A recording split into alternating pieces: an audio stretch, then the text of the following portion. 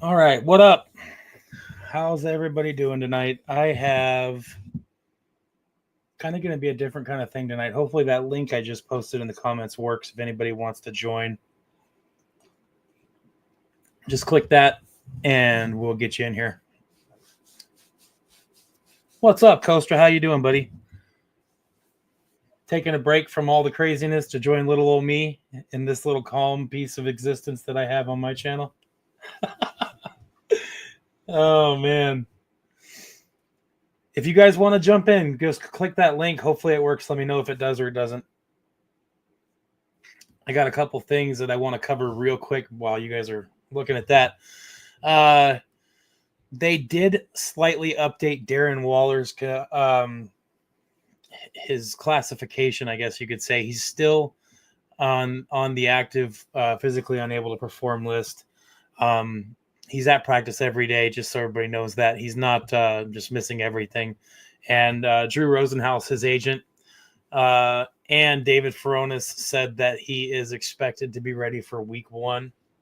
So just so everybody knows, he is expected to be out there on week 1. And right now he is actually, number 1 on the depth chart. Keep in mind, depth charts right now are not the actual depth chart that our team has. So it doesn't necessarily mean just because Darren Waller is our number 1 tight end according to our depth chart, that does not mean that he is our number 1 tight end. And I'd expect that to change in the next day or so anyway, just because he's not going to be playing in that first game against the Bears. So we'll have to check that out. Also, Jalen Conyers has been moved to the injured reserve. Says he has a leg injury. I don't know what that means, and nobody really does. But injured reserve, he's out. He's not going to be around for a while. So, and all of us, including me, that was expecting Jalen Conyers to be something special. We saw something. I saw something in him. And when we picked him up as an undrafted, I was excited. It's sad. I was hoping he was going to be able to help us out, but apparently not. Let's see. Yeah, that's all the information that we have on injuries and things like that for now. That's the only 2 updates we have.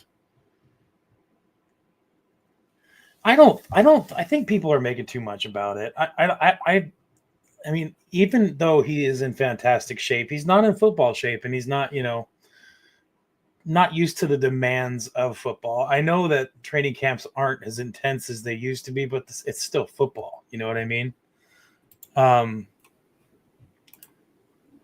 Let's see here. What can I do? There's Aquavale. What's up, buddy? Seems to be working. What's up, my dude? Good. How you doing? Doing great now.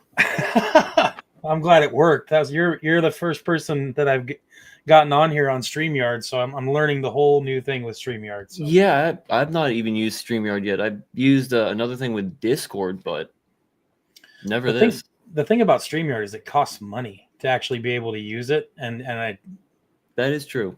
Yeah, I was torn from having to do that, but I caved. No, I kind of know how you feel. I've been trying to not spend money on YouTube and stuff, but sometimes you just gotta.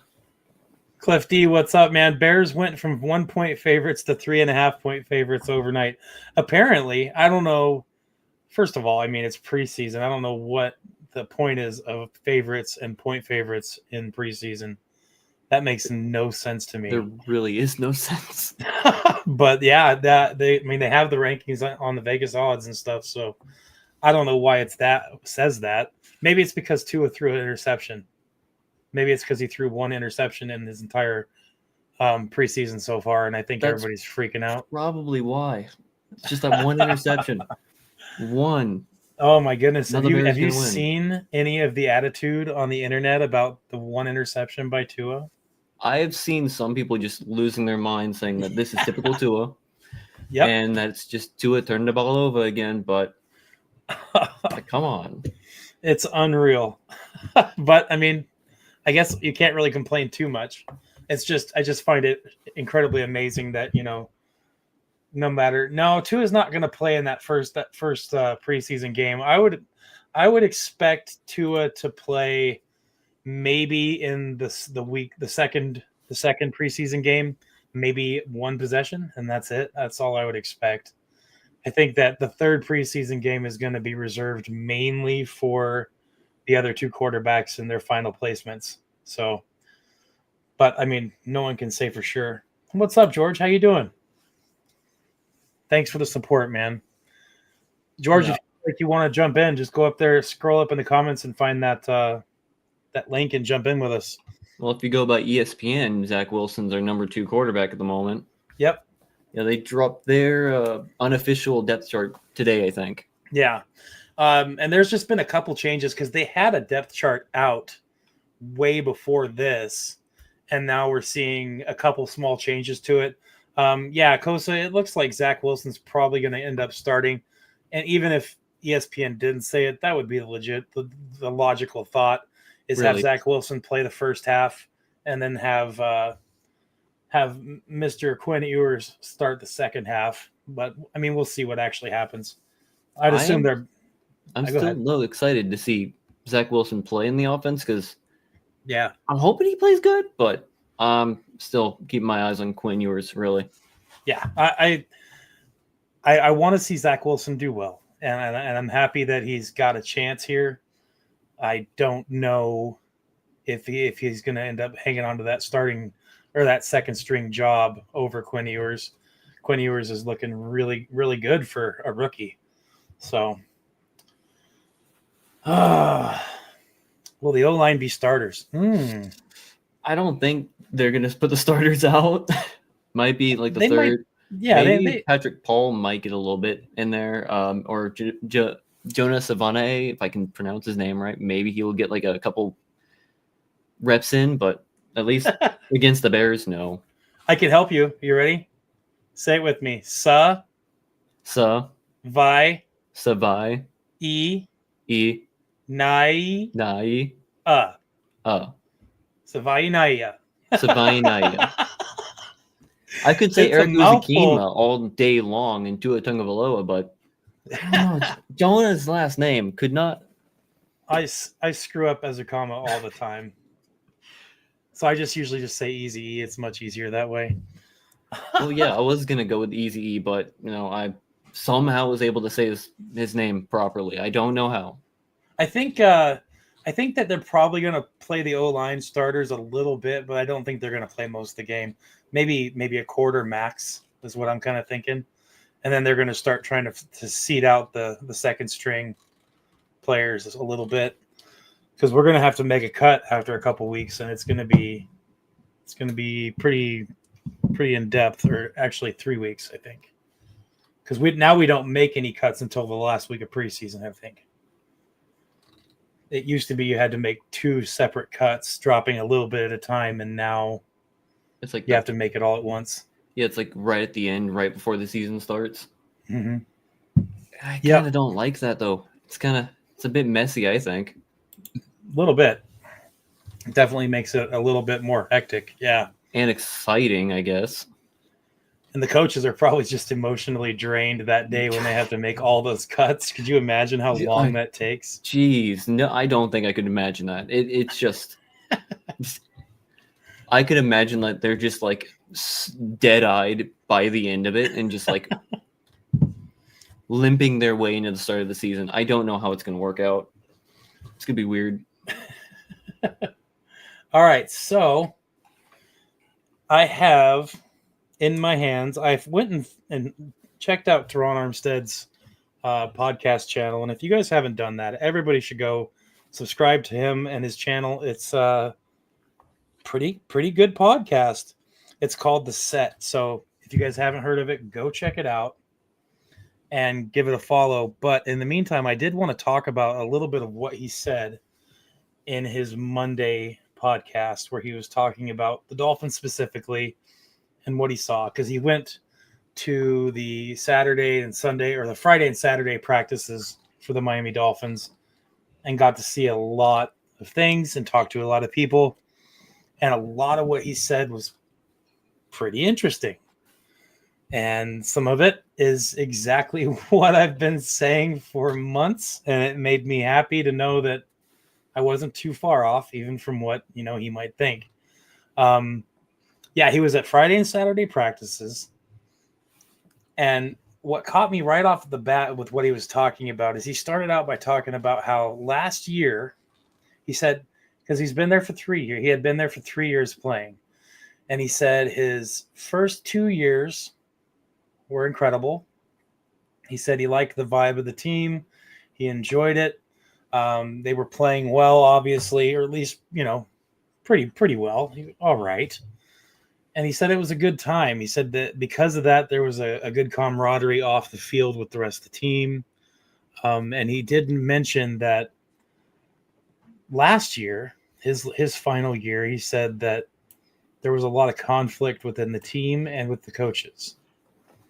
And immediately my mind starts, running with that and thinking, well, there's just that, obviously that makes a lot of sense. You had, Jalen Ramsey with his issues of, missing some practices and missing some time and being a little late and having a big falling out with Mike McDaniel. A lot of people were saying, oh, it's because he didn't like Mike McDaniel. Well, kind of from what you hear from players and from what people have insinuated without saying as much is that the reason that they had a falling out was because Mike McDaniel tried to go strong arm on him after allowing him to get away with all this stuff and,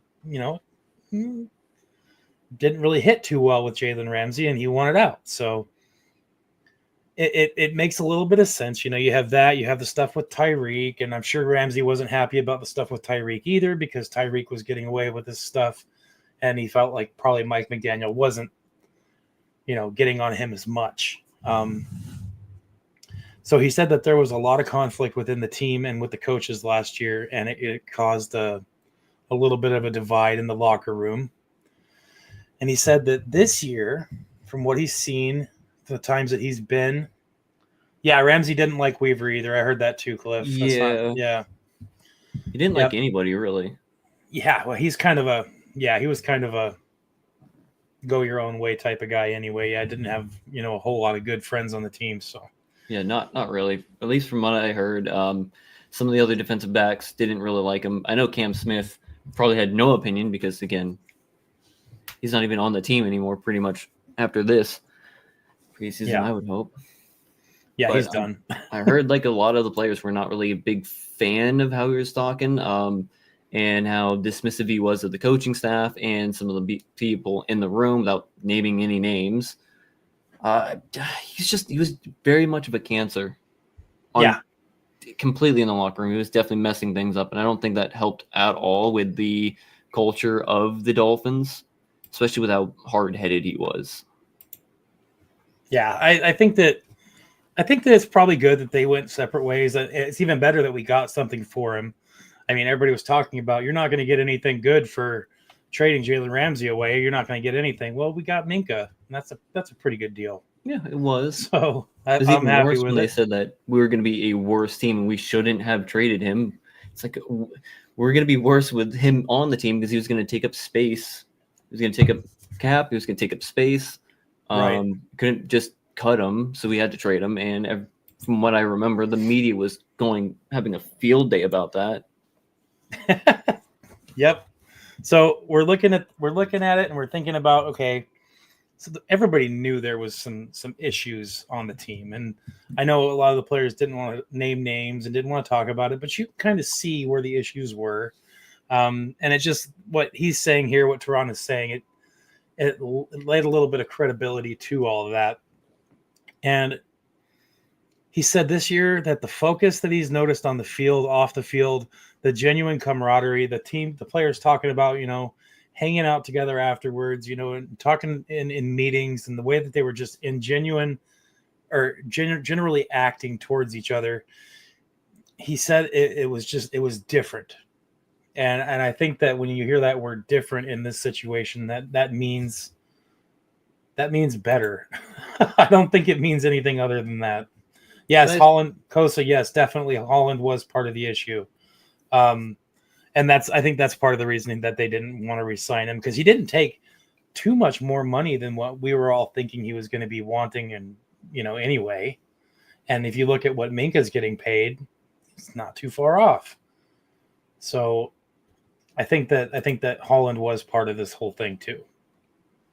To be fair, I do think Minka is a little bit better of a player than Holland is, especially when it comes to Minka being more of a how was it said? A jack of all trades style player or a multifaceted knife. I forgot how it was said, but he can play anywhere in the defensive secondary in the first place. Yeah.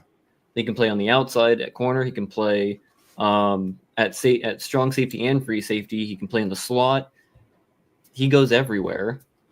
And that's why I kind of was upset in the beginning when we got rid of him, because he was like the perfect player who wanted to be moved around, but was never moved around and was just like put specifically in that free safety spot. Right. Yeah, I think that. What's up, Cap? How's it going, buddy? Good to see you in here, man. Yeah, Minka's definitely matured as well. Also, in addition to what you said and what Kosa just said, he even admitted to it. It's the last thing I would have expected, because when I watched Minka when we first had him, I remember thinking, man, this kid is really kind of grown up. He seems very mature for his age. And then, get me out of here and all that. But at the same time, thinking that someone is so mature at that age, and then having him come out all this time later, give an interview and say, I've grown up a lot. That was pretty impressive to hear him say, and to notice that you have matured and admit it, and say, hey, I didn't do everything right back then. That was good to hear, Yeah. So with all this going on from these players, and with what Teron said about this, the focus, the camaraderie, and the attitude is different. He didn't say we're all changing the Dolphins have changed their identity. He didn't say that. He just said that the attitude has changed. It's different. And he even said, I'm not saying that they've changed their entire identity. I'm not saying they're going to win a Super Bowl, but I'm saying that they're taking the steps that they need to take right now to improve themselves as a team. And I thought that was good to hear. He said there was a couple other big differences. Now, this is where people are going to start losing their mind. So everybody just brace yourselves if you're a Tua hater. If you think Tua is trash, just plug your ears for the next 30 seconds, okay? How's that? And I want you to weigh in on this too, Aqua, here. He said that Tua is locked on, and these are quotes, not anything that I'm adding to it. He said Tua is locked on. The man is laser focused, and he is the definite single leader of this team. He said that these are things that he's talking about as differences from the last few years. So to hear him say Tua is locked on, laser focused, and is the definite single leader of this team, I find that interesting. It is. And to be fair, before I actually say anything, you just hit 300 subscribers, by the way. Oh, yay. Nice. Thank you. 302 at least from what I can see. I think you got 3 new ones just the stream so far. So right, congratulations. And when it comes to Tua, yeah, he definitely seems more laser focused from the videos and the and on some of the Twitter posts and some of the comments in the articles I've been able to read. It's kind of feeling like he's definitely back to that 2023 groove, if you know what I mean, when he was balling out and finished the whole season. So I'm hoping that feeling and how they're talking about him right now is him being ready to just be able to finish out the whole season, be like he did in 2023, and maybe, hopefully, get us a win, at least one win in the postseason. Right, and that's been my whole thing about Tua for the last couple of years. Is I have 2 issues with Tua. That's it, and it's not how he plays on the field. It's not his production. It's nothing like that. It's number 1, stay healthy, for crying out loud. It's number 2, you've got to find a way to win a big game. I have a phrase for it. I call it the big game bone. And it seems like lately Tua hasn't had that, since college. No, not really. And I want that for him so bad. I'm not a Tua-neer. I don't think Tua is elite level quarterback. I don't think he's the best in the league or anything like that. I have him ranked at number 12 in the NFL. But if he could improve those couple things, stay healthy, and win a couple big games, that would change. That would change. And I feel like he has the ability. He just needs to put it all together.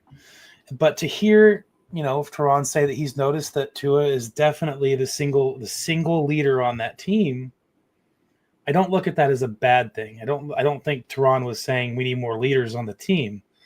I think that I like that Teron was saying that he has taken command of this team. And that's a good thing to hear. And if you think that's a bad thing, if people think that it's bad, shame on you. That's what we should want. Dan Marino was the single leader of this team when he was here. Yep. Zonka was the single leader of this team when he was here. We had these guys on this team when they played well, that was the leader of the team. Everybody respected defense or offense. So I think that's a really good thing to hear. It's great. I know there's people who are cringing hearing that, but it's good. Like, if they want to cringe about the quarterback finally trying to step into the role of being the leader, I think that is more on them than, to be fair, because you gotta have your quarterback believing that they're, the team leader. If they don't, it's kind of, why are you the quarterback in a sense? I would say, at least. And it strikes me as funny as these are the same people that were literally all over the internet today arguing like drunk chickens, screaming at the top of their lungs because they saw an interception from Tua, and that is unacceptable. It's unacceptable. Even though 5 minutes ago, those same people were saying, oh, it's okay if Ewers throws a pick here or there. It's okay. It doesn't matter if Zach throws a pick because it's just preseason. They're experimenting with things and seeing if they work or if they don't. But as soon as Tua throws 1 in 11 practices, it's the end of the world. Tua is trash. We need to replace him now. How could you throw that pick?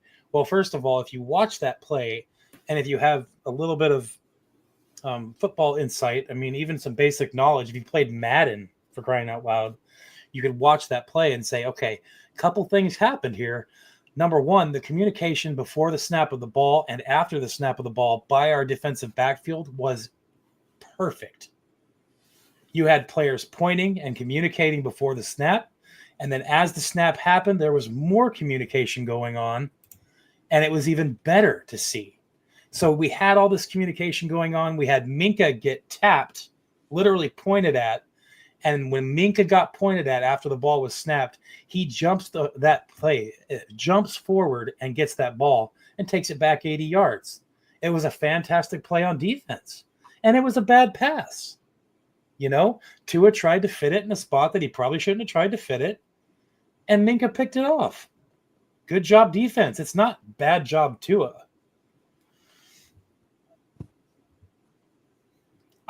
Kosa, here's I'm sorry. Hey, what's up, dude? How you doing, Jorge? What's up, buddy? How's it going? Good. I got to address this really quick. Hello. He said he's this one here first. He says 12th in the NFL because I said that I have Tua ranked 12th. And yes, Planet Killer, the reason that I have Tua ranked 12th mainly is because of two reasons. It's not because of stats. It's not because of the way he plays. It's because of the health. And I feel like, yes, Tua, probably any other quarterback wouldn't have missed as many plays or as many games as Tua did last year with the same injuries. And I don't think that's Tua's fault. I think that's the fact that our coaching staff and medical professionals were playing it extremely safe, maybe too safe. And it's that, and it's because he hasn't had a good time winning the big game. And that's why I kind of have him there. If I was ranking him off of stats, I'd probably have him in the top 6 or 7. But like I said, I'm not a Tua lover and I'm not a Tua hater. I'm middle of the road. I want success for our players. And I think that's something that every fan can enjoy and agree upon. We want success. So what do you guys think about Tua? Tell me. I'll let Jorge go first on this one then. Because he just got here. Well, for me, Tua Tagovailoa, as we discussed, we don't I don't believe he's an elite quarterback as we talk about it, but he is a winner. I mean, he gives a better chance for the Dolphins to win. I mean, the main thing that we talk about Tua Tagovailoa is stay healthy, and if you stay healthy, give us a better chance. But at the same time, the way I believe Tua, you got Tua haters, Tua lovers. You could call any kind of Tua people, Dolphin fans. But since Dan Marino, I'll be honest with you, he's been the winningest quarterback we have. But he needs to stay, very healthy. He needs to. Uh, I'm not gonna say man up because he's already 5 years in the league. It's 6 year. I mean, he needs to take, I think, responsibility in charge of the team, be more responsible about the team, and of course, we talk about his players around him between Tyreek Hill and Waddle and all that. But Tua needs to be Tua. My concern is stay healthy. Give you 100%. Uh, be more smarter, be more wiser in the field. This. Sometimes he throws these crazy interceptions, these wild throws, but that's also built with the chemistry of the team and the players and the coaches around his staff. What I want to see, guys, I'm concerned is the new offensive coordinator. They're saying that McDaniel will not be able to actually make more play call, which I know he'll make some play callings, but he's going to be limited from doing all that kind of stuff. So I want to see what Tua could do with this new offensive coach. That's my opinion.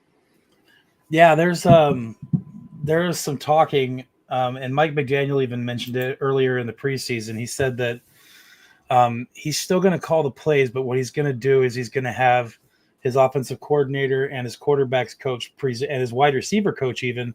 They're all going to have kind of responsibilities with presenting packages, player packages, and play packages to Mike McDaniel so that he can choose a play from those. So basically, it's going to be a 3 or 4 man thing to have a play ready or a couple plays ready in a row, depending on the situation. I think that this could work out well for Miami. Once again, I mean, we'll see what actually happens when the game starts and bodies start flying. But I think asking your offensive specialty coaches to pitch in with the play calling and presentation of plays, I think that's going to work out well for Mike McDaniel, and I think it'll keep him honest. So,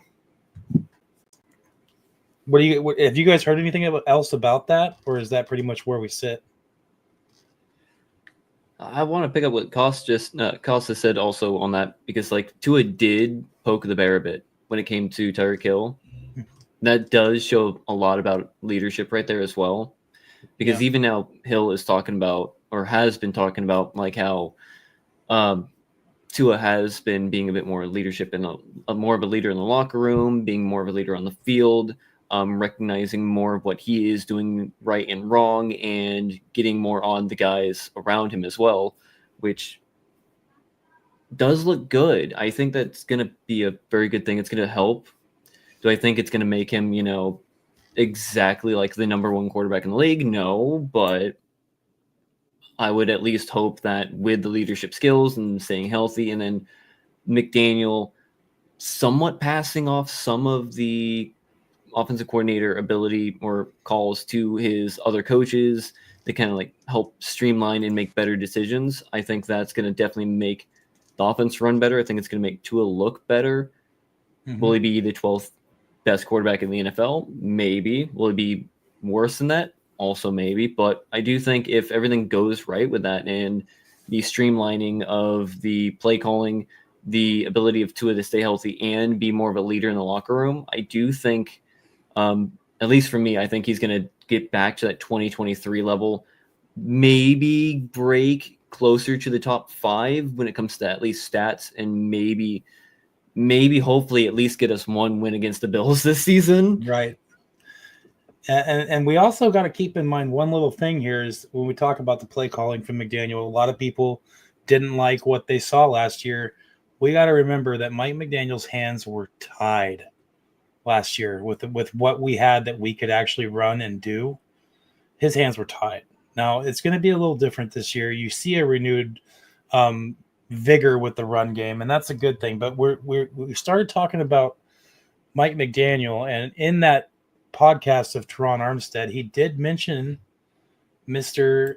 Mike McDaniel as well. And this is what he said about Mike McDaniel. He said he got to go into the team meetings as well. He was invited in with them, and he said it was eye-opening that he'd never seen Mike McDaniel say and act the way he was acting in those meetings. He said that Mike McDaniel was openly and outwardly calling out players and challenging them on their individual efforts and individual responsibilities during plays, calling out instances of lacking effort or lacking results. And he was even saying things like, I don't care if you did it right 6 times before, you need to do it right on the 7th time. And if you can't, we're going to find somebody who can. Now, these are things that I got to say, I love hearing that. And if that's exactly what happened, that's great. What do you guys think about that? I do like it. I do. Mm-hmm. I mean, I look more like a accountability for Tua. Be accountable for, hey, you're the leader. You're the guy in charge here. We need you to do this. We need you to. I mean, even though, listen, I'm a true believer that any quarterback that, especially what Tua came from the national championship, beating Georgia, we know he has that feeling inside of him. But when you come to the NFL, it's a different approach, and getting all these good, feedback from McDaniels and these coaches to help him develop his way. Because listen, it's tough to miss 11 games in 5 years, just due to what? Concussion, hip injury. For him just to develop and get all this knowledge and get all these concepts from these coaches, say, hey man, we're gonna back you up, we're gonna give you anything you need, which I think they did. Let me say something. When McDaniel took over, remember year 1, nobody believed in Tua. Let's be honest. Flo was a defensive coach and never believed on the guy. Of course, there's a long story. Everybody wanted Hubert, and Greer decided to let's get Tua. And we knew, guys, what we were getting. Believe it or not, we knew, because he was injured. He just came out of surgery, hip surgery, came into the league. What happened is, they criticized about his size, his talent. But listen, he won a national championship, and I believe all these coaches were encouraging him, and McDaniel's saying those kind of things. I mean, it makes him as a better, as a better quarterback, and as a better leader in the team. Now, once again, everything has to be proven on the field. We could say a lot of things here, but he has to prove it on the field. And I think that he has enough experience, enough already, 5 years in his belt, to know that, hey, this is it. I mean, the way I see it, guys, I'll be honest with you, this is a Super Bowl. This is not a playoff win. I don't think any of these players right now on this team believe of a playoff. I've been watching these interviews lately from all these sports channel, and they asked Tua, as the leader of the quarterback, what is your goal? He said Super Bowl. He never mentioned win a playoff game. Yeah. Now, I imagine the mentality of all the players, doing that. But I believe what McDaniel's doing, he's doing it right. Once again, I mean, we all as fans are worried about, could this be McDaniel last year? This could be Greer last year. This could be Tua last year. Things can happen. It could go down. But I'm a positive person. I think we're in for a big surprise, guys. I do believe. I hope you're right. No, listen. I'm going to be honest, man. I've been checking all these defense and all these offense. It's going to take one player, okay? One player. And this is what I tell you, one player. You stay healthy. I'm not worried about the defense. I think I told you that, Dirk. The defense for me, man, is going to be lights out. And I'm going to tell you why. I think they're deep. I know everybody says, hey, sign another cornerback. Listen, you put pressure up front to the quarterback, the defense is going to be like, hey, lights out. Yep. So. But I believe Tua is going to be good. I mean, I believe, like I said, I do believe we're going to the Super Bowl. I'm serious. I hope so. Man, wouldn't that be great? Hey, I don't know. They might tell me, hey, this guy's crazy. I don't know. Keep healthy. Have your great offensive line. Listen, I like, I don't want to change the subject around, but I like their offensive line. I know we need help on the right side. But listen, man, they stay healthy. It's gonna be lights out, man. I think that it's it's a great, first of all, it's a great attitude to have, because we're hearing so much negativity and so much hatred. Oh my gosh, you're in this as Dolphins fans right now. So it's good to hear something different. Planet Killer says, I'm not judging our QB this year. I'm just crossing my fingers that he doesn't play hero ball. What I am going to judge, for example, is our defense to get a single stop against the Bills in the second half this year. I think the defense is going to do a whole lot better this year. I really do. And I'm with you on that, Planet Killer. Mr. Success, what's good, buddy? How you doing? The link's right below your comment if you want to jump in. You're more than welcome to hop in, dude. Also, while I'm here talking, if you haven't subscribed already, please do that. It helps out. Like the video if you can. Don't forget to comment, and you can jump in if you want. It's not a locked conversation today. Also, these two gentlemen that I'm sitting here with, Aquavale and Mr. Jorge here, they both have fantastic YouTube channels. We're all a bunch of smaller YouTube channels. So if you get a chance, go check them out. Check out their content. Throw some likes and some comments, and subscribe if you get a chance. Thanks. Let's move on to this next little bit here.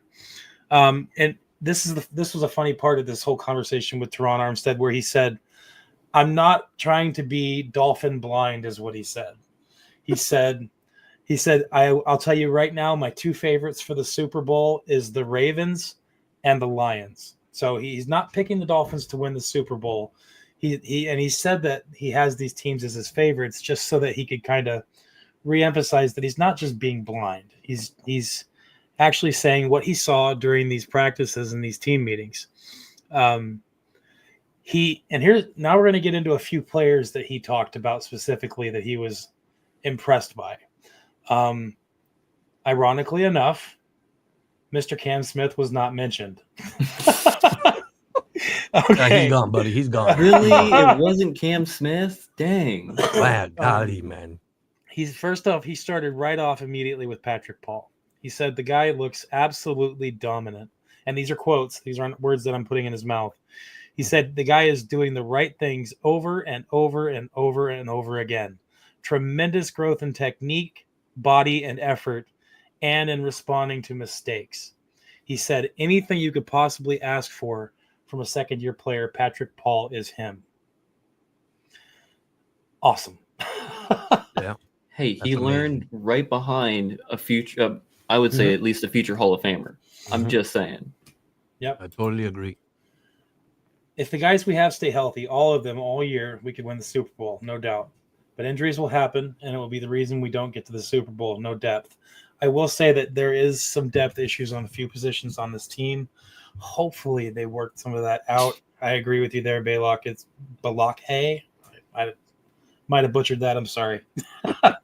But I do agree with you. I think that there is a little bit of depth issues right now. Hopefully some of these younger guys step up in the preseason here and we start realizing that our depth isn't as bad as we may think. But time will tell. Yeah. I agree. Mr. Success says Patrick Paul is about to poo-poo on NFL defenders this year. From what he's been doing so far with Chubb, he's probably going to do that. Fantastic. Mr. Success is an amazing human being. Oh, my goodness. Very funny, too. Okay. The next one he talked about was Chop Robinson. And he didn't waste any time. He just said Chop Robinson is the most explosive player on the line. He is absolutely incredible. That's all he said, and that's all that really needs to be said at that point. Chop Robinson is fast off the line. Everybody knows it. Mm-hmm. He's got that bend, too. Kind of like that, like young kind of Cam Wake style bend to him, which I miss Cam so much. But he's like the first one I've seen, at least for the Dolphins, that looks like he's got that like low angle bend to get around the edge of the offensive line. So I'm kind of excited to see that because he's fast, he's explosive, and he's got that low bend on him. Yep. And here's one that's interesting. He said Trey Hendrickson is doing great, and I would not be surprised if he didn't end up making a very high position on the team. Wow. So that's great news. I mean, that's what I want. I want some of these younger guys, these lesser knowns to make their name known and end up getting some play time. He said Trey Hendricks is doing great. This one we're going to stop and talk about a little bit because I am so excited about this player. I talk about him all the time. He is him. He is my favorite player on this team right now, and it's because the man works harder than anybody else on that team. And now we have Teron Armstead confirming it. He said, I absolutely love Storm Duck. He said he is a starter this year, and he will be a quality starter for years to come. The man is a consummate professional. I'm very excited for him. He is the hardest worker and most competitive player on the team. Totally What agree. more could you want for the attitude of a cornerback? Not much more, really. At least he doesn't have that, like, it's all me mentality, kind of like that toxic mentality that Ramsey had. Because I do think he's going to be a lot better than Ramsey was. He said that there was times during the practices where Tyreek would trot onto the field for a play on offense, and as soon as Tyreek would come onto the field, Storm Duck was grabbing his helmet and racing onto the field because he wanted a chance to cover Tyreek again. Like, these are things that get overlooked a lot, and especially in the NFL view, a lot of these smaller things, these smaller tangibles, they get skipped. Now, we have a player here in Storm Duck who fits the bill for all these little intangibles that we need from players on our team in order to change our identity. This is one of those players. He's got the attitude. And he's got confidence, too. Yeah, anytime, and Teron said, anytime Jalen or Tyreek Hill jumped onto the field, Storm Duck was racing to make sure he was on the field if he was off of it because he wanted to cover them. He was like moving players around, like, let me take number 2. Let me take number 2. I want Jalen. No. Let me get number 1. I want to take Tyreek. He was pushing players out of the way so that he could get in on those snaps, and that's beautiful.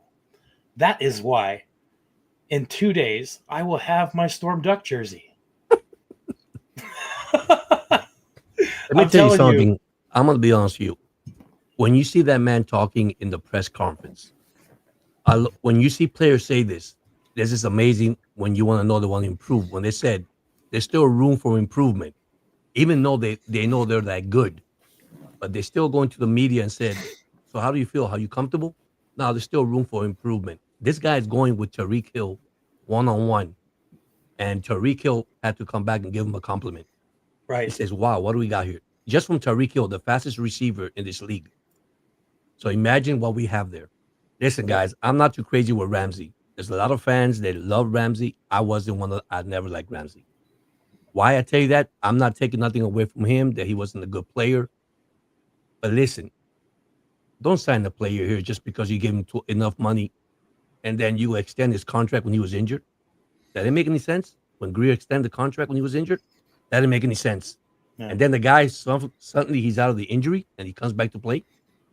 I'm sorry. You know, I'm an honest person, man. You know, show me on the field and we talk later about the contract. See, Storm Duck is better than that. I think he's better than Ramsey, to be honest with you. I 100% agree. I think he's going to be a lot better. He's younger. He's faster. He's more confident. It looks like he's not. I'm trying not to say a naughty word, so I'm going to say he's not a dick. Because I don't know how you'd want me to talk on your channel. so I'm a bit more open on mine, but we're all adults. Things happen sometimes. Okay. It's okay. But I also want to say, I personally try not to swear, but it's okay. It's okay. But I also think because you got that Storm Duck jersey coming, you need to start getting your own duck. I got my penguin back there for Jalen Waddle. You got to have a duck, man. That's a good point. I think it's a chicken, but regardless. We'll pretend. So, and like I said, I know that Storm Duck isn't the best player in the world right now. I get that. But he's improving, and that's the kind of players you want on your team for sure. Cap, can you hear me? Hello. What's up, dude? Hey, blood pressure, cholesterol. What's going on, guys?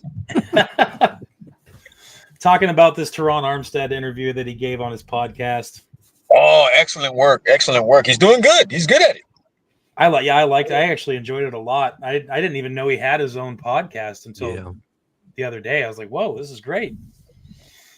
Yeah, he was branching out, doing a couple of different. I think he was doing like Ocho Cinco show a couple of times, and he's got a nice little nick for it, man. He's good at it. Like he's catching on. Yeah. Okay, so here's the next little bit. He said that he's talking about Kenneth Grant. That was the next person that he mentioned specifically, and he said that the Dolphins need him to play this year. They need him to play immediately and contribute heavily. They need him to be successful, obviously, but he said that he thinks that he's going to be a better pass rusher than everybody thinks, because we all know Kenneth Grant is fantastic against the run. But they think the Dolphins coaching staff and Tehran, they all seem to think that Kenneth Grant is going to be a much better pass rusher. And ladies and gentlemen, I think that if we end up with something like that, I think that instantly this defense gets incredible. So tell me what you guys think about Kenneth Grant. I'm curious.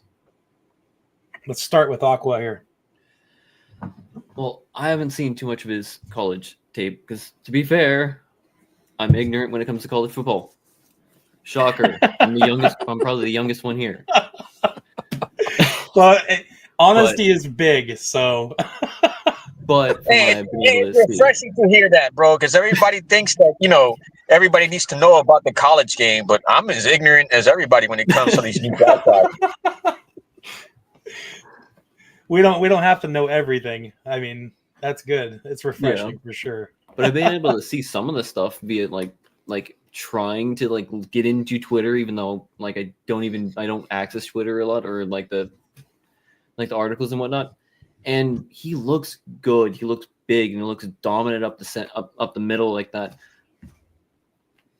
Partnered up with Sealer, I'm sneakily excited about the interior. That defensive line just looks too good to be true, at least in my opinion. It just looks too good.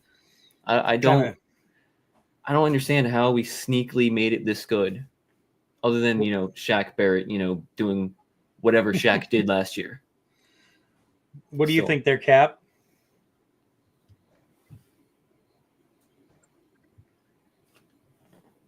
Sorry, this phone sucks. Yeah, no, I mean, I think we've been hearing a lot, and sometimes when I see these pressers with Weaver, the smile he puts to the media, you guys just don't know. The whole time training camp's been on, all we've heard about is this front seven, and that's the only caveat that I feel we've been getting plus signs on, So yeah, I'm excited to see that, a lot of these talks involve rookies as well, and unnamed guys. So yeah, I think the defensive front is going to be better than what it was, stopping the run now. Yeah, Kenny G. Looks massive in camp, says Mr. Success. What do you think, Jorge?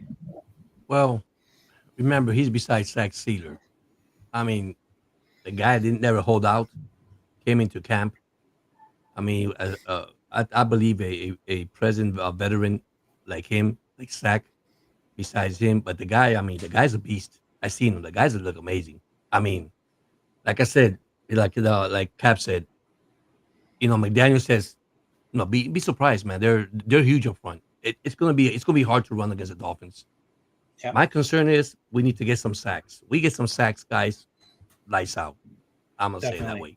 I don't think that's gonna be a problem this season. Yeah, I don't think so either. With Chop Robinson, with Chop, and that we haven't talked about Phillip. We got Phillip and Chubbs coming back from injuries. Yeah. So and the linebacker core is pretty good. I like pressure, but we need sacks. Yep. Exactly right. Yep, yeah, definitely. That's the play needs to be finished, and that's kind of what we talked about. You can get pressure, you can win the pass rush or the pass block, but ultimately you need to actually finish with the sack, and that's how you get turnovers. That's how you get 4th and 20s and things like that, and that's what we need. Absolutely. They're talking about Anthony Weaver here a little bit. I think he's a great coach. I agree. I think everybody agrees that Weaver is the man. Yeah. And I think we can all agree that if anything happens with Mike McDaniel, Weaver needs that job for sure. Yes, I agree. But let's move on to this really quick because I thought this was interesting.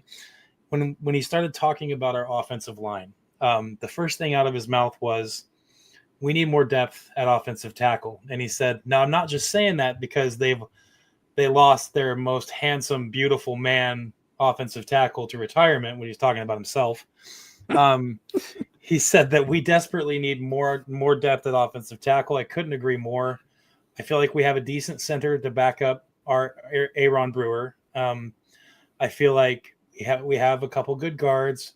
I think the main thing we need on offensive line is another defensive tackle or two, or another swing player that can play more than one position. But he said that this is the part that's the kicker. He said that he is personally working with Keon Smith and who was the other one? Larry Borum. He said he's personally working with Larry Borum, Keon Smith. I would love to know what that is, what he's actually doing with those two players. Now, I will say today and Sunday, Larry Borum looked a little better. Not great, but he seemed to improve a little bit and make a little more noise. This couldn't be anything other than good if Larry Borum and Keon Smith are working directly with Teron Armstead, could it? I mean, there's no downside to this, right? No. Right? There's no Couldn't imagine. I heard that as well in the interview, and he was pinpointing those guys exactly.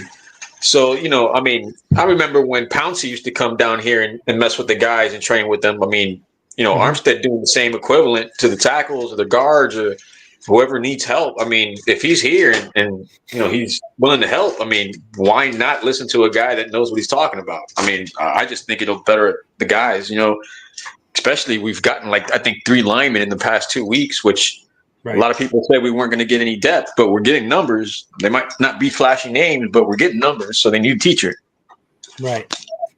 And some of these guys, they might, like you said, they might not be the most flashy players or the flashy names, but even guys like Ifedi that we picked up on Sunday, I mean, that's a guy, or Monday, that's a guy that has a lot of playing experience, something like 70 or 90 games. I mean, so players like that can help even with our younger players and helping them along, even if they're not, all pro players.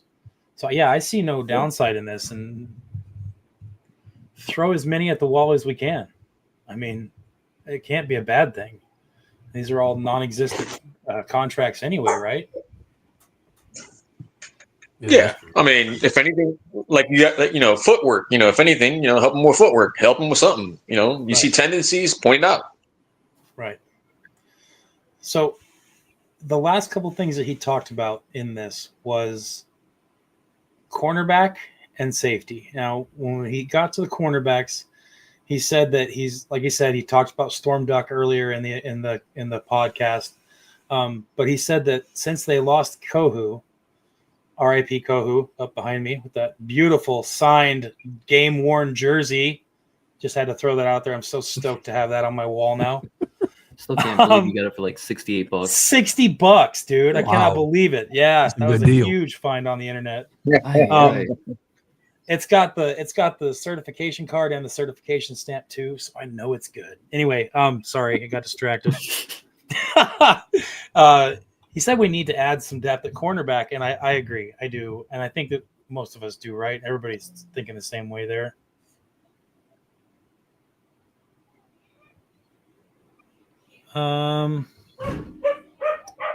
Yes. Yeah, and then he said that the safety room looks absolutely incredible, massively improved over last year. Shots fired at Jalen Ramsey and Jordan Poyer.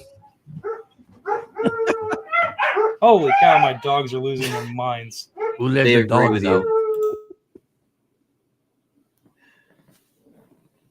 They disagree. Yeah, they disagree. They're upset. They're like, how can you say that?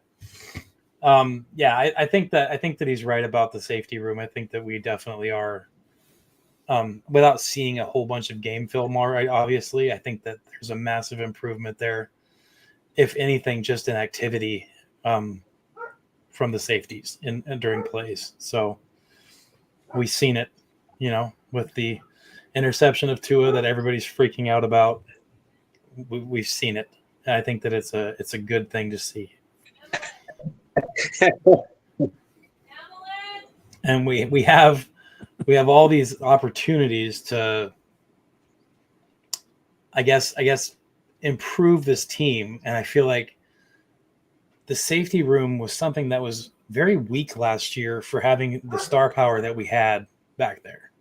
Well, to be fair, one of them would just, disappear for 2 games a year against a certain team with a big, fluffy creature with horns on its head, if you know what I mean. You talking about Jordan Poyer? Yeah. How dare you? Yeah, I'm just saying. Against the Bills, there was a couple plays that he just whiffed on. And they looked really bad. Are you saying that he's a secret agent, man? He might have been. Yeah, he got paid under the table. He knew his way around that locker room. He knew the secret tunnels. So why do you guys think Waller still isn't ready and practicing yet? We talked about it a little bit, Aqua, in the very beginning, but let's circle around and talk about it again real quick. What do you guys think about Waller? Why isn't he practicing? Listen, I see it this way. The same thing happened to Odell Beckham Jr. I have this feeling the same thing happened to Odell Beckham. He's going to be cut. I don't think he's going to make the team, to be honest with you. I don't think he's going to make it. Because my gosh, here we go again. You sign a guy, retired, bring him back into the league, and here we go again. I still believe that McDaniel's not a tight end coach. He's not a tight end coach. I still believe that. Now, that we're going to miss Jonnu Smith, yes, because he was very productive.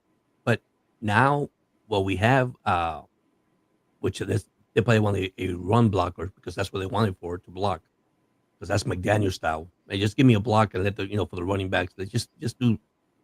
I feel that this was a. I'm not saying that he has a chance. I'm not saying that he's not that good. But come on, retire and coming back. I'm not comfortable on that side. I don't feel comfortable. That's the only probably thing about this team that I feel worried about. It's the tight end position. Do we have any good guys out there right now in tight end? See, I thought they was going to sign the guy from Seattle. Never happened. He signed with another team. That was a big one. Yeah. I mean, Greer, that one passed by, but I imagine his contract was too big. And of course, our cap money. If you look at the cap money of the team, I mean, you're playing with fire here. So I imagine that decision. Like I said, I'm not too crazy about the guy. That's my opinion. Well, we have a couple tight ends that fit the Mike McDaniel style of tight end that we use, which is mainly a running style of tight end, or a blocking style, if you will. And we have 2 very good players at that job. Mainly Pharaoh Brown. He is a beast. And as soon as the pads went on in preseason, that man has been beating the crap out of people, like putting people on their butts. Yeah. And when you think about that, and I said this on a live stream a while back answering somebody's question about tight end, I don't think we need to go after a big name tight end. And it's only because with the scheme of offense and the players that we have on this team and the way that we would ideally move the ball up and down the field, if you see our tight end getting a lot of catches, flats, screens, wheel routes, things like that. If you see our tight ends making a lot of catches, that means our offense is failing. It's not doing what it was meant to do. Our tight end game is meant to be ran more so through the slot receiver and Jalen Waddle running under routes from the number 2 position. I mean, it's not always going to be that way, but if we see a lot of success from the tight end, that means that we're not working the way we should be. Right. What do you think, Aqua? Well, that's pretty much why Jonnu Smith had a breakout year for his career last year. It's the offense just was not working the way it was supposed to. We weren't running the ball very well. We weren't getting the ball to Tyreek and Waddle efficiently. Both of them were having issues with drops because of undisclosed issues, I guess, hand issue for Tyreek. and we're relying on the tight end in a system that doesn't usually use tight ends. Right. I'm not really sure. I was kind of intrigued by Waller originally, but he's not a blocking style tight end. He's nothing anywhere close to what McDaniel would really want. I think it was a weird pickup. I think we still have good talent. Pharaoh Brown looks like he's going to be probably I would say the tight end right there. And we have like younger guys like Hayden Rucci. He's kind of more of that kind of area. I can't remember if we still have Durham Smythe right now. I don't know. No, he's gone. No, he's gone. Yeah. Like I said, I couldn't remember on that one. We have Tanner Connor. Yep. Well, he's Julian Hill. He's going to be gone. Julian Hill, I would put Julian Hill above Tanner Connor, but I would probably lose Waller and Connor, and then keep Pharaoh Brown, Julian Hill, Hayden Rucci, and maybe Jalen Conyers. But I have not seen much from Jalen Conyers or heard much about it. He's been like slipped under the rug or something. He's injured. Quiet. Oh, he's injured. He's got a leg injury, and he's on injured reserve, so it's going to be. I don't have Twitter. I can't get this news. Dang it. So like here, the comment says Brown said he's going to be the best run blocking tight end in the league this year, and I tend to think that he's going to make an effort to do that. Season? Yeah. Conyers. Yeah, he's hurt bad. How did I not hear about that? Yep. I guess they didn't write about it too much, I guess. But Pharaoh Brown very well could end up pulling that off, being one of the best, if not the best, blocking tight end in the NFL. He especially the way he's been playing. I mean, he like I said, it doesn't look like he's playing against other NFL players when he's laying blocks out there. I will say that it's pretty impressive to watch the man block. So, and he seems to enjoy it. That's the best part, is he takes it very seriously. So, and that's more the McDaniel Dolphin style of offense with a blocking tight end. Yep, who sometimes gets the ball thrown to him. Absolutely. So I think that's what's going to end up happening. I would like to hang on to Waller. I'd like him to get a little bit of time and get warmed up into the preseason and be ready for week 1, just for some fun, for occasional times when you need a fifth receiver on the field, for any kind of weird situation that it might pop up. Maybe some misdirection. If you have a bunch of plays where Pharaoh Brown's on the field most of the time, and then you go out there on goal line with Darren Waller, people are going to think, oh, they're going to be throwing it to Darren Waller here. A little bit of misdirection, throw it to somebody else, make them think it's going to Waller just by putting him in as a decoy. I mean, he could be used, is all I'm saying. I'd like to keep him in and give him a chance, but my main focus is Pharaoh Brown from tight end. I really like him a lot, so... Yeah, and Waller's definitely not going to be ready until week 1. Cap's right there. Yeah, but remember, Waller also has the coach that's in Miami. His head coach that they work together. I mean, he had two great seasons in with the Raiders. I mean, he did. He had a great season. Then he was traded to the Giants, but after that, the offensive coordinator. Anybody plays for the Giants, they're going to end up hating it. So yeah. I don't want to play for the Giants anymore. I'd rather retire. But he said that Darren Waller did say in his interviews that he has a renewed vigor and love for the game again. And that's good to hear. Even if it doesn't necessarily work out with us, I'm happy to hear him say it. Hopefully it works out well for him. Yeah, he's a big guy too. He's a big guy, very physical guy. Shake Money, thanks for saying that, brother. I got to remind myself to do it more. I have this little banner going at the bottom of the screen, and sometimes I forget about it. If anything, hopefully for Waller, if we do keep him, we do use him as that extra, like a fifth wide receiver, but like more of the big-bodied receiver I still don't know if we have a good big-bodied receiver on offense that we could actually rely on. Because I know we got Tyreek and Waddle, but from there on, who's going to be that big guy, the big body, the possession receiver who's going to get up and get that ball from the defender? Well, right now we have a couple options there, and I'll throw these at you real quick. We have a rookie. His name's AJ Henning, and he is making waves in practice. People like what he's doing. They're seeing a lot of good, big-sized receiver play from him. right now he's 4th in the depth chart for wide receivers. So I don't know, 4th from the number 2 position. So he's back a ways, but he's making some noise. He might end up making the team. Also, Nick Westbrook-Akine is a large receiver. Yeah, Westbrook is good. And what I would expect to see a lot of this year is I would expect to see them bump Westbrook into the number 2 slot or into the number 1 slot and bring Tyreek or Jalen Waddle into the slot position. Mm-hmm. So basically, they'll put Westbrook on the outside border one side and bring Tyreek or Jalen Waddle into the slot receiver. And if they run that kind of formation, it's going to set up so many interesting plays for the Dolphins. It's going to give us so many options. Yeah. And it'll give us a legit 50-50 ball receiver on the outside on the boundary. I think it'll be a great thing to see. But, I mean, we don't really know what exactly is going to happen. But Theo Weiss also is another option. Oh, here. There you go. Theo Weiss is the one that I'm kind of looking at. Theo Weiss and AJ Henning are 2 options that are both big receivers, and they're playing pretty well for trying to make a name on the team. And the other one he's talking about is Andrew Armstrong. These guys are all in the 6th, 7th, 8th position for wide receivers, but one of them's going to make the team. So we'll have some bigger body receivers to make, some plays.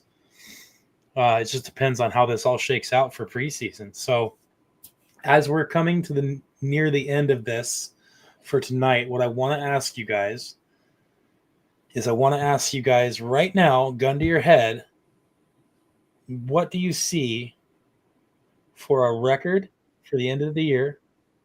And what do you expect to see after this regular season ends for the Miami Dolphins?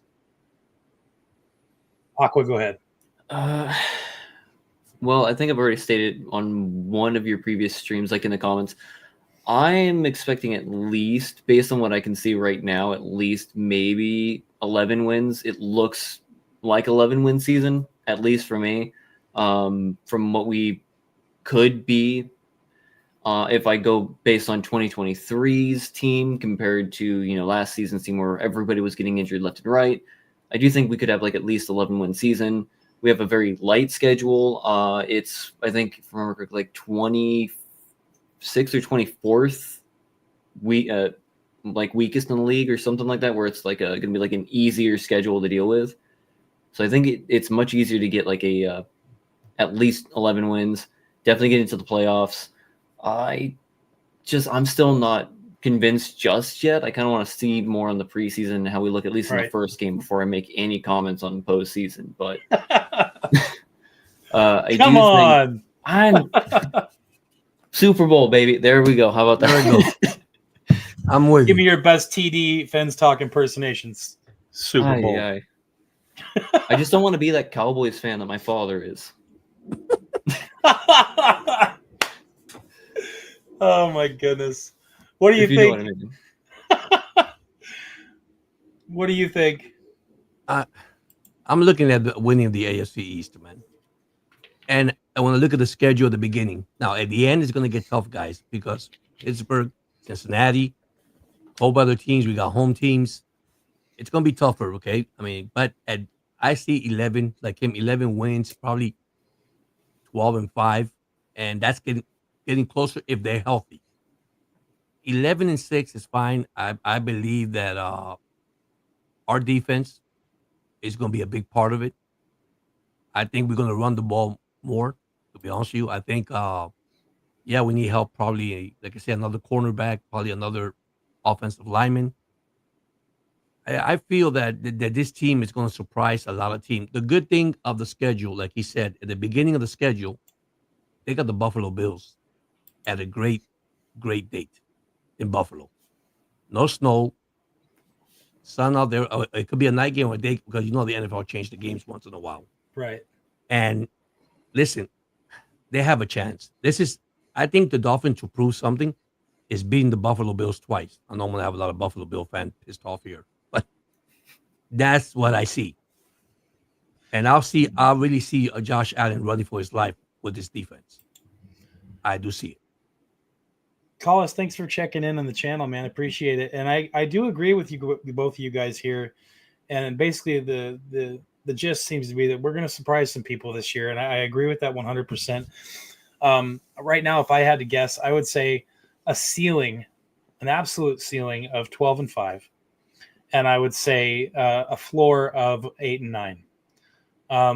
It could be anywhere in between there. And like I said, for me personally, where I'm at with this, even if we finish 8-9, as long as I see close games and some of this attitude and this identity of this team identity change, I'm not meaning that in the cheesy way. I mean, I just want to see some genuine hard dog effort. And if I see that, these losses aren't going to bug me as much. Personally, I see Miami and Buffalo splitting this year. I see each of us winning our home game against each other. But it could. You never know what could happen. We could lose them both, or we could win them both. Every year they play them for a reason. So it's the same reason I take the Jets and the Patriots seriously every year. I don't hate on them just because they did terrible last year or anything like that. I think the Patriots have a renewed vigor. Mm-hmm. And so do the Jets, just because they both have new coaches that they genuinely like. The teams like their coaches right now in the AFC East, and I think that's going to make for an extremely competitive division this year. So we could very well see a whole lot of splits between the AFC East teams, and that means that AFC conference record is going to come in big near the end of the season when we try to figure out who's going to the playoffs and who's staying home. So it's going to be an interesting year. I cannot wait for it to start. And I wanted to thank both of you for coming in here and hanging out and talking to me. And I want to thank everybody in the chat for coming in here as well. You guys made it a great one. Aqua and George, why don't you guys go around the table and let everybody know where they can find you on YouTube or anywhere else? I'm actually on Sports Night with Jorge. That's where I'm at. Sports Night with Jorge on YouTube.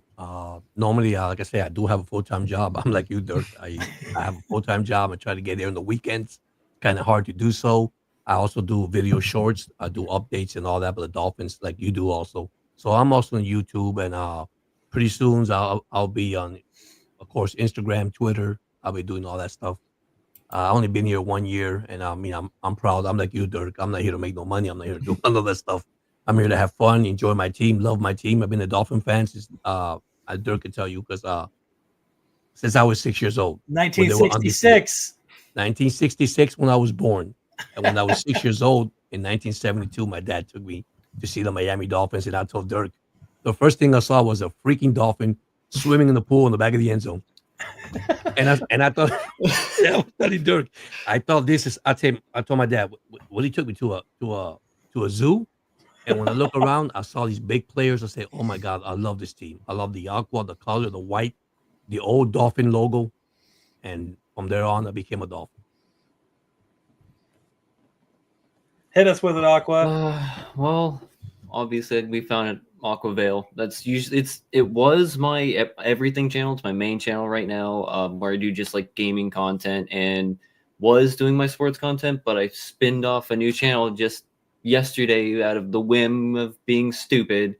Now I have Aquavale Sports, just so I can have all my sports streams and talks like this on there, hopefully very soon, where I hope to stream every Dolphins game this season on that channel, hopefully. Awesome. If YouTube decides to unlock all the features, dang it. Right. So everybody, make sure you guys go and give these guys a follow. Make sure you subscribe and check out their content. As we get closer to the season starting, you're going to see a lot of content start popping up. Be supportive of the smaller channels. A lot of them have some interesting things to say and a lot of good personalities to boot. So don't just settle for the Dougly Do-Wrongs and the TD Fence Talks. Check out the smaller channels as well. I want to thank everybody for listening. Make sure you guys throw a like and subscribe if you haven't subscribed already on your way out the door. Everybody have a fantastic evening. Fins up and stay hopeful if you can. And we'll talk to you guys later. Thank you. Fins up, guys. Thank you.